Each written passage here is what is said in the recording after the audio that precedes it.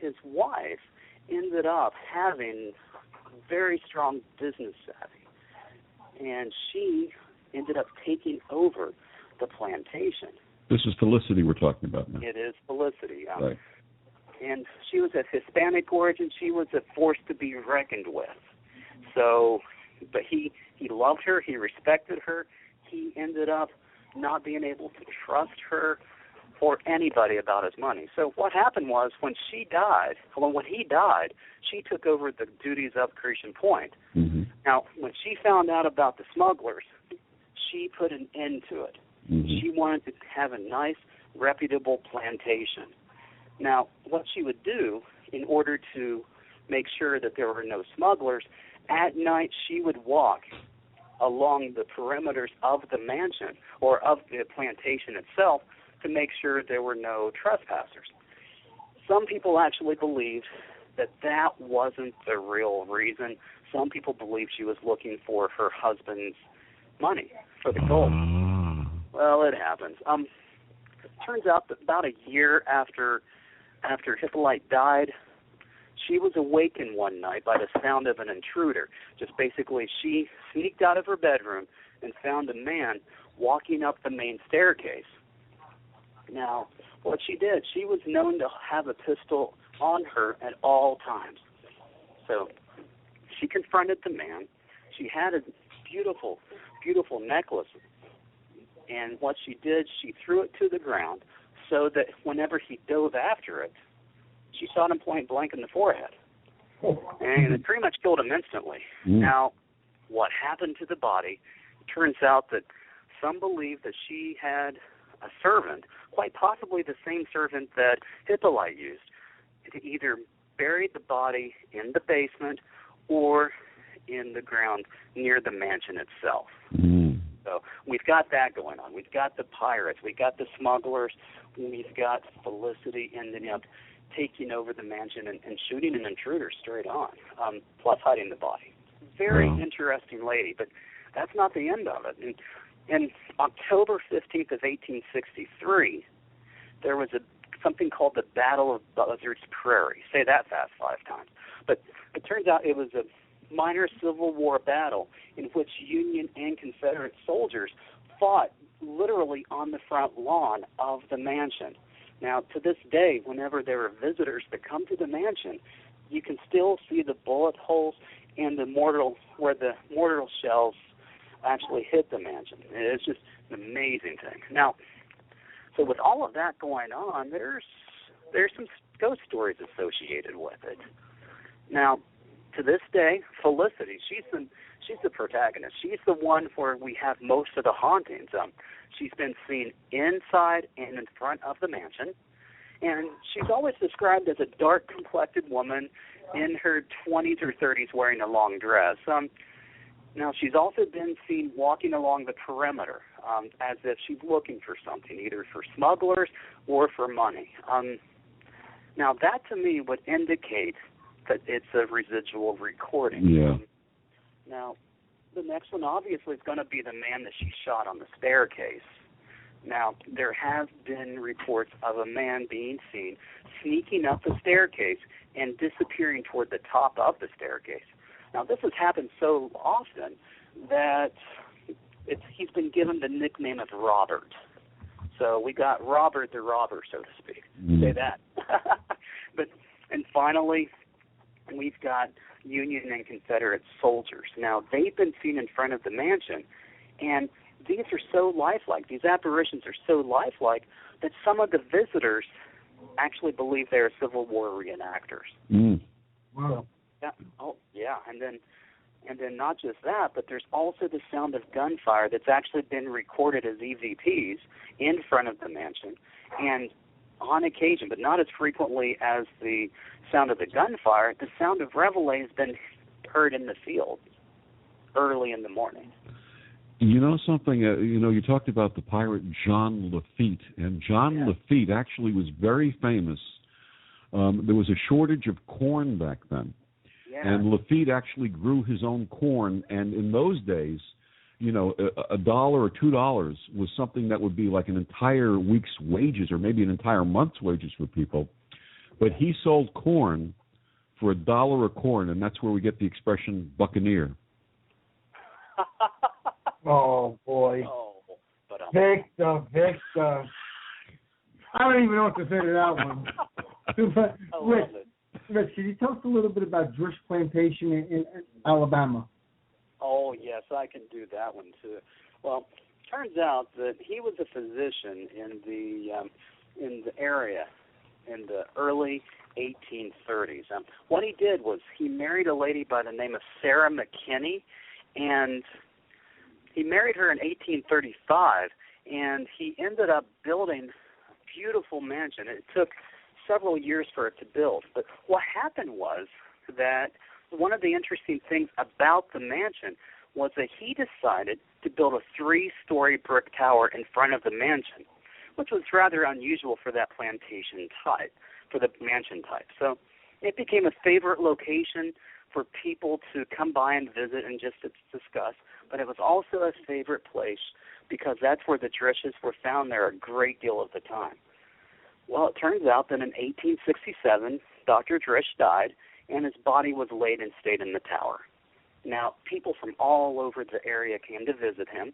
Now, his wife, Sarah, what she did, she lit dozens of candles next to his casket up until the funeral. And what she did, she put the candles out, and she put them up, and she told her family that they were not to be lit again until she died. Her wish was that they would only be relit once she died and at her funeral. Okay. Well, it turns out that after Dr. Drish died, Sarah became obsessed. She became obsessed with lighting candles throughout the entire house and especially in the tower. Now, what she did was that she constantly reminded her family members of the candles that she had lit for her husband, and she told them where they were, so on and so forth. Well, turns out she died. She died in 1884, almost 20 years after he died. And whenever she passed on, they realized she didn't have a will. She didn't have any plans made together. So the family was trying so, desperately to try to get everything put together in short order that they forgot to light the candles. Ooh. Yeah.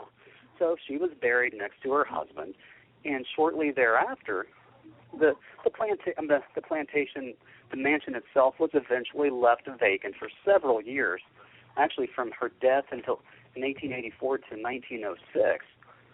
But during that time, there were sightings of candlelight in many of the windows of the tower, and on at least 3 occasions, it looked as if the entire tower had caught fire. And we've got the brigade coming out. We've got curious neighbors coming by. But whenever they actually approached the mansion itself, the abandoned mansion, it turns out that there was no fire. Mm. So it was. But anyway, that had happened several occasions. Turns out that in the early 20th century, that had become a school. It had become it actually became a church for a while, and again, it was abandoned a second time. And there were still sightings. There were still sightings of the candles, and on more than one occasion, there's also been another resurgence of seeing of the giant flames. Now, today, people can still go by there, and there still are reports, not just of candlelight, but of a woman that appears to be Sarah, standing in front of the mansion and looking also out the window on the 3rd floor of the tower. So it's just interesting along those lines. One of our listeners, Laura, in the chat room said her cousins live in Alabama, and they talk about death lights in the tower. Is that what we're talking about? Some people will call it that, I believe. But okay. I was always referred to it as the candle lights, but it could be considered death lights. Mm. Interesting. I tell you, you have so many amazing stories. I'm loving this. I like to sit back and listen to these stories. Don't you, Vic? Absolutely. For our listeners, this book, Haunted Plantations of the South, if you're into real-life ghost stories, and especially about the South, because the heritage down there, the history of the heritage of these plantations is so amazing, this is the book for you. Chris? Yeah. Well, Richard, were there any surprises while you wrote the book Haunted Plantations? Oh, there were a couple of them. Whenever I was doing research, I found a place called Southall Plantation. Wow. Yeah, there's a place called Piney Grove at Southall Plantation. Wow. In Virginia. Wow. And I think I might be related to a man by the name of Forney Southall. He bought originally about 300 acres. It eventually expanded to the required 600 acres. Turns out once he founded the area, once he founded the property, he became a deputy sheriff of Charles City County, but he was also involved with the census. Well, it turns out that it stayed in the family from 1790 to 1857, and his grandson, John Stubblefield, ended up selling the property to a man by the name of Sanders, Edmund Sanders. So what he did was he opened up a general store called the Piney Grove Store. That's where we get the name Piney Grove at Southall Plantation. Okay. Well, it turns out that it was very, very popular in the area, and it remained in operation from that time, from 1857 until 1915. Wow. Well, today it's a bed and breakfast. People have been able to go there, stay, and they'd be able to be given tours of the area. I would love to go there. But as for ghosts, there's actually one story, and I thought that was kind of interesting. There was a Civil War veteran. His name was Thomas Fletcher Hardwood. Now, what was happening in his case, he was a Confederate soldier, and there was something called the Battle of Malvern Hill on July 1st of 1862. Now, he was hit with cannon fire and pretty much lost his leg in the battle. So, that would have been a very painful experience, obviously. Now, after he was discharged from the Confederate Army, he was actually given an artificial or prosthetic leg, and he ended up getting a job at the Piney Grove store. And he worked there from 1874 until it closed in 1915. Now, what happened is after he died, there have been sounds of a person walking through the store itself, almost as if there's somebody with a peg leg. It had a different sound to it.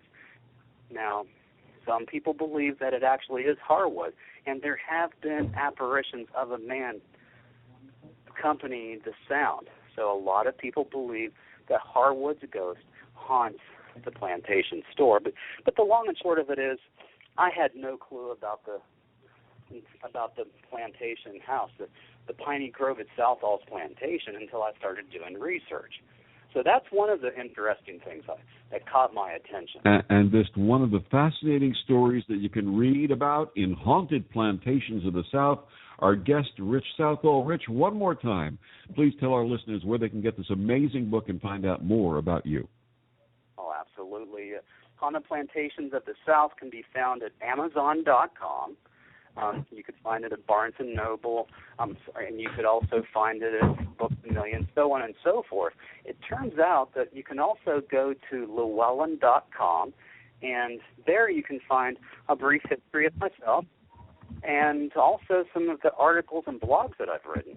If somebody wants to get in touch with me directly, they can email me at hauntedplantations@gmail.com or go to my Facebook page, Richard H.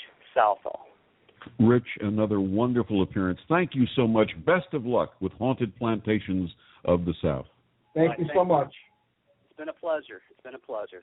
And Victor, who's our guest next week? And next week, our guest is our friend Joni Mahan, talking about her new book, Dark and Scary Things. Nice. I'm looking forward to that. We love Joni Mahan. Absolutely. So every week, what do we do every week, Chris? We try and make the unbelievable believable. Thank you, everybody, and good night. Good night, and have a great week ahead.